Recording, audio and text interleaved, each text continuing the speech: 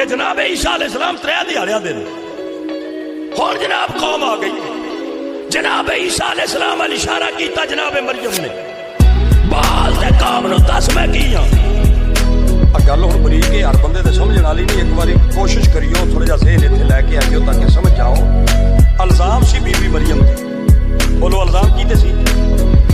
बंदियां नूं इल्जाम कीदे उत्ते सी? यानी इन्हां दी शादी नहीं हुई थी, ईसा पैदा हो गए, ये उन्हां नूं इल्जाम सी। इल्जाम किन्हां दे सी? बीबी मरियम ते। ईसा ने वकालत किहदी करनी सी? बीबी मरियम दी। हुण ईसा अलैहिस्सलाम बोले न ते गल्लां त्रै कीतियां न, उन्हां तिन्नां गल्लां विच मां दी उन्हां एक गल ही नहीं कीती। हक बनदा सी तकरीर इत्थों शुरू कर दे। ओ मेरी कौम, ओ मेरी मां दे किरदार ते शक ना करो। मेरी मां पाक है, मेरी मां मासूम है, मेरी मां तैयब है, मेरी मां ताहिर है, मेरी मां बेमिसाल है। खबरदार मेरी मां दे खिलाफ जुबाना ना खोलो।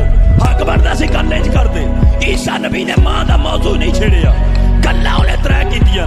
पहली गल फरमाई ने काला इन्नी अब्दुल्ला, मैं अल्लाह दा बंदा बन के आया, मैं किताब लेके आया, मैं नबी बन के आया। अल्लाह दा बंदा बन के आया, किताब लेके आया, नबी बन के आया। मां दा तज़किरा ही नहीं, मां दा मौजू ही नहीं, मां दी शान ही नहीं बयान की। इल्जाम मां उत्ते, ईसा शान अपनी बयान पे करदा है। ते जदों आख्या ना मैं नबी बन के आया, वो सारी कौम ने सिर तो पग्गां ला लईयां ते जनाब मरियम दे पैरां उत्ते पग्गां रख के मिन्नत करके आंदे ने सानू माफ़ी दे, असीं तेरे ते इल्जाम ला बैठे हाँ। किसी बंदे ने उन्हां काफरां तो पुछया कि ईसा ने मां दी गल कोई नहीं कीती, तुसां माफ़ी क्यों मंगदे हो?